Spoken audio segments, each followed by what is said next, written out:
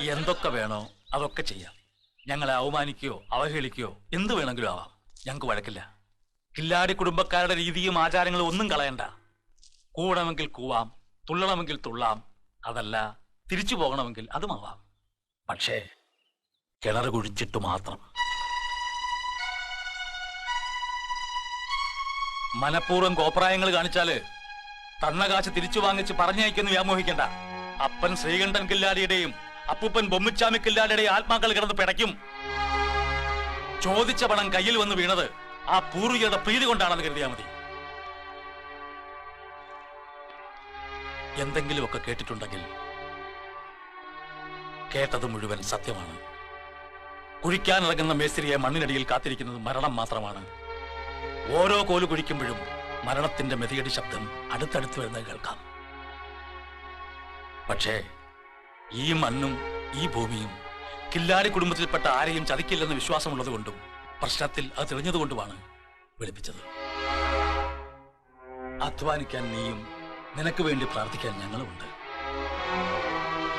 നാളെയാണ് പൗർണമി. പൂജാകർമ്മങ്ങൾ കഴിഞ്ഞ് സ്ഥാനം നിശ്ചയിച്ച് സ്ഥലപൂജ കഴിച്ച് നാളെ തന്നെ കിണർ കുഴിക്കാൻ തുടങ്ങണം. അത് നിർബന്ധമാണ്. ഇഷ്ടമായാലും ഇല്ലെങ്കിലും ആചാരങ്ങൾ ഞങ്ങൾ മുടക്കുന്നില്ല.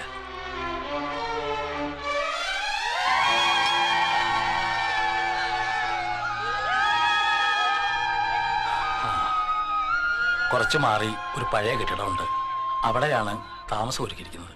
കുട്ടികൾ പോയിക്കോളൂ. വരും, നടന്നോളൂ, നടന്നോളൂ. എന്താണ് എങ്ങോട്ടാണ്?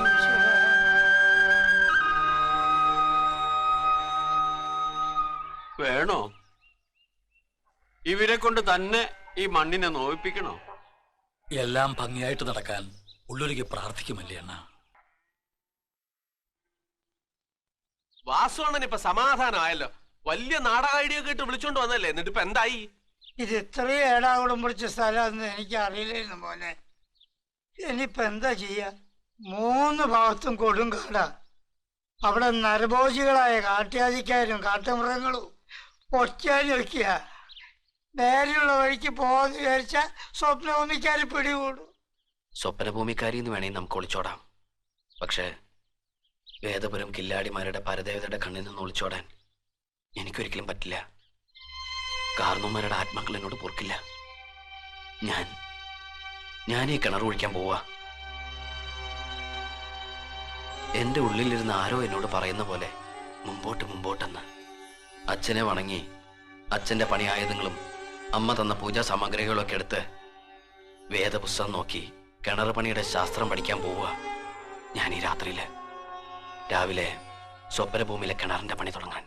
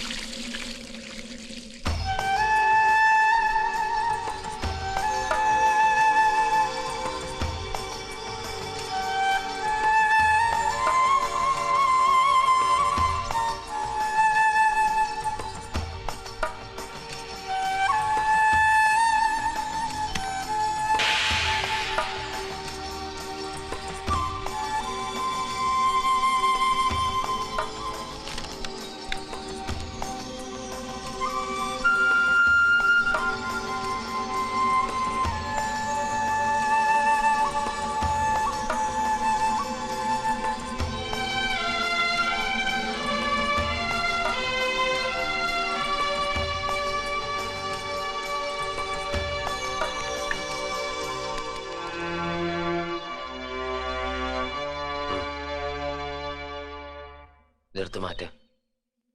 ആ വസുണ്ണ, ഇതെടുത്ത് താഴത്തേക്ക്.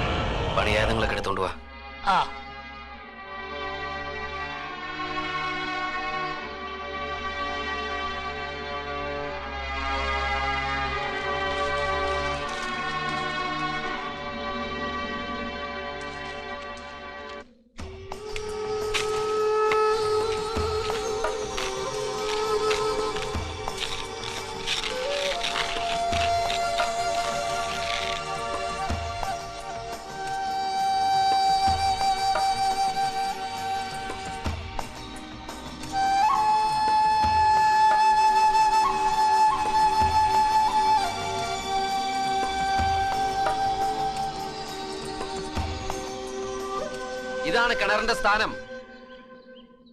സ്ഥാനമുറച്ചപ്പോ വെലുവാപക്ഷി ചിലച്ച് സ്ഥാനം ശരി തന്നെയെന്ന് അറിയിച്ചു. പരദേവതയോടും കുലദൈവങ്ങളോടും പാതാള ദേവതകളോടും അനുമതി വാങ്ങി സ്വപ്നഭൂമിയിലെ കിണറ് ഞാനിവിടെ കുഴിക്കുക. വേണ്ട, ഈ സ്ഥാനത്ത് കിണർ കുഴിക്കണ്ട. വേറൊരിടം കണ്ടുപിടിക്കണം. എന്തേ? കാര്യമുണ്ട്, അത് തന്നെ. പൗർണമി കഴിയും മുമ്പേ ഇനി ഒരു സ്ഥാനം നിർണയിക്കണം. എനിക്ക് പറ്റില്ല. ഈ വേദപുസ്തകത്തെയും അച്ഛന്റെ പണിയായുധങ്ങളെയും അമ്മ തന്ന പൂജാവസ്തുക്കളെയും ധിക്കരിക്കാൻ എനിക്ക് പറ്റില്ല. വെലുവാപക്ഷയുടെ രൂപത്തിൽ നല്ല വൃത്താന്തം അറിയിച്ച പ്രകൃതേശ്വരുടെ ആശീർവാദം അവഗണിക്കാനും എനിക്ക് പറ്റില്ല. ഈ സുന്ദര കില്ലാടി ഈ സ്വപ്നഭൂമിയിൽ ഒരു കിണർ കുഴിച്ചാൽ അത് അവിടെയായിരിക്കും, അവിടെ മാത്രം. ആരെന്തൊക്കെ പറഞ്ഞാലും അതിലൊരു മാറ്റമില്ല. കൃത്യം അതേ സ്ഥാനത്ത് തന്നെ മുമ്പൊരു കിണർ കുഴിച്ചതാ. 60 വർഷങ്ങൾക്ക് മുമ്പ് സർക്കാരിന്റെ ആജ്ഞയും കോടതിയുടെ ഉത്തരവുമായി വന്ന ഒരു തഹസീൽദാര് കുഴിക്കല്ലേ കുഴിക്കല്ലേ എന്ന് അന്നിവിടെ ഉള്ളവർ കരഞ്ഞു പറഞ്ഞതാ, കേട്ടില്ല. അന്ന് ഇതുപോലെ സ്ഥാനം നിശ്ചയിച്ചത് കല്ലുശ്ശേരിക്കാരൊരു മേസ്ത്രിയായിരുന്നു. തുടക്കം മുതലേ ദുശകനങ്ങൾ. 45 കോൽ കുഴിച്ചു എന്നപ്പോ മണ്ണിടിഞ്ഞു, ഭൂമി ഇളകി, പിന്നെ അതൊരു ഭൂമികുലുക്കമായി മാറി. കിണർ കുഴിക്കാൻ സഹായിച്ച സ്വപ്നഭൂമിയിലെ 17 ചെറുപ്പക്കാരും മണ്ണിടിഞ്ഞു വീണു മരിച്ചു. ഇടിഞ്ഞു വീണ മണ്ണിനടിയില് ആ സ്ഥാനത്ത് ഇപ്പോഴും കിടപ്പുണ്ട് കല്ലൂശ്ശേരിക്കാരൻ മേസ്ത്രി. ആ കിണറ് മണ്ണിട്ട് മൂടിയതിനു ശേഷമാണ് ഭൂകമ്പം നിന്നത്, രോഗം ശമിച്ചത്, എല്ലാം ശാന്തമായത്. അന്ന് മരിച്ചവരെ അവിടെയാണ് അടക്കം ചെയ്തിരിക്കുന്നത്. അവരുടെ നെഞ്ചത്തു കൂടി തന്നെ ഇനിയൊരു കിണർ കുഴിക്കണോ?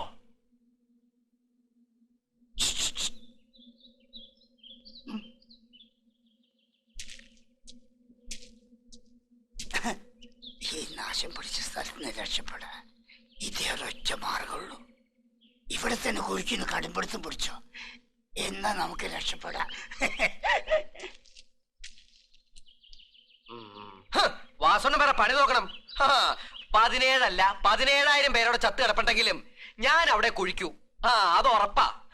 മറ്റെവിടെയെങ്കിലും കിണറിന് സ്ഥാനം നോക്കണെങ്കിലേ മറ്റേതെങ്കിലും മേസ്ത്രിയെ കൊണ്ടുവന്നോ, ഞാനില്ല. പിള്ളേര് കളിയാണെന്ന് വിചാരിച്ചേ രാത്രി മുഴുവൻ ഉറക്കം ഉളച്ചിരുന്ന ശാസ്ത്രം അത്ര മനപ്പാടമാക്കി ഏകാഗ്രതയോടെ സ്ഥാനം കുറിച്ച് ചിലരുടെ കാര്യ ഈ സ്ഥാനം മാറ്റി ഞാൻ വേറെ സ്ഥലത്ത് മണ്ണ് മാന്തിയാലേ പൂർവികളുടെ ആത്മാക്കൾ പോലും എന്നോട് പൊറുക്കില്ല. വലിച്ച വേഗം പറയണം. ഈ സ്ഥാനത്ത് കുഴിക്കാനാണെങ്കിൽ മരണത്തെ പോലും ഭയപ്പെടാതെ ഞാൻ റെഡി. അല്ലെങ്കിൽ വേറെ ആളെ നോക്കിക്കോട്ടാ. ഒരു കാരണവശാലും യുവമാരെ ഇവിടുന്ന് വിടരുത്. സ്ട്രോങ് ആയിട്ട് നിന്നോ. ഈ കാര്യം പറഞ്ഞിട്ട് അഡ്വാൻസ് തിരിച്ചു കൊടുക്കാതിരിക്കുക.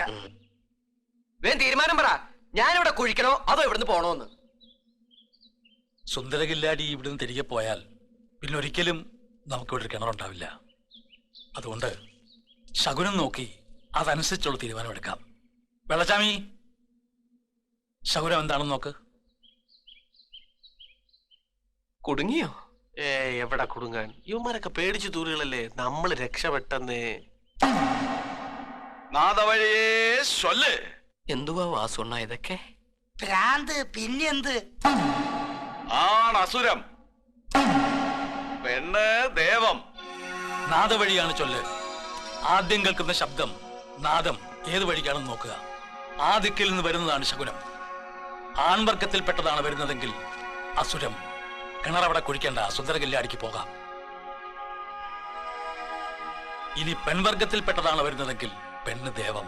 സുന്ദരകില്ലാടിയുടെ വാദമാണ് ശരി. കിണർ അവിടെ തന്നെ കുഴിക്കാം, തടസ്സമില്ല. മൗനമായി നിൽക്കുക. ഇനി വരുന്ന ശബ്ദം ഏത് വഴിക്കാണെന്ന് ശ്രദ്ധിക്കണം.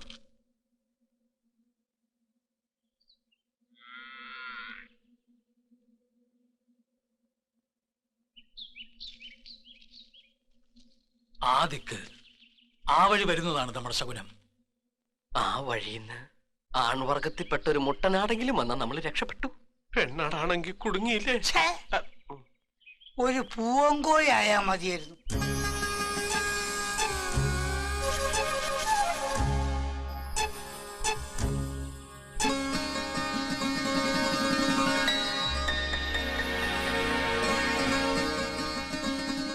ഉറപ്പിച്ച സ്ഥാനത്ത് തന്നെ കിണർ കുത്താനാ നിമിത്തം പറയുന്നത്.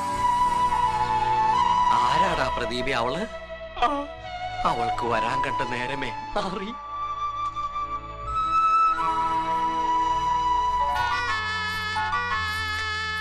വരുന്നേ.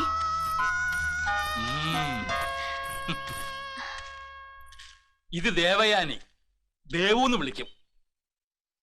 സോമാജി വൈദ്യരുടെ വളർത്തുമകളാണ്. ഊരു ചുറ്റി മരുന്ന് വിൽപ്പനയും കഴിഞ്ഞ് അച്ഛനും മകളും കൂടെ ഗ്രാമത്തിലേക്ക് വരാൻ കണ്ട സമയം അസലായി. അതും പതിവില്ലാണ്ട് ദേവു കയറി മുമ്പിലങ്ങ് നടന്നു.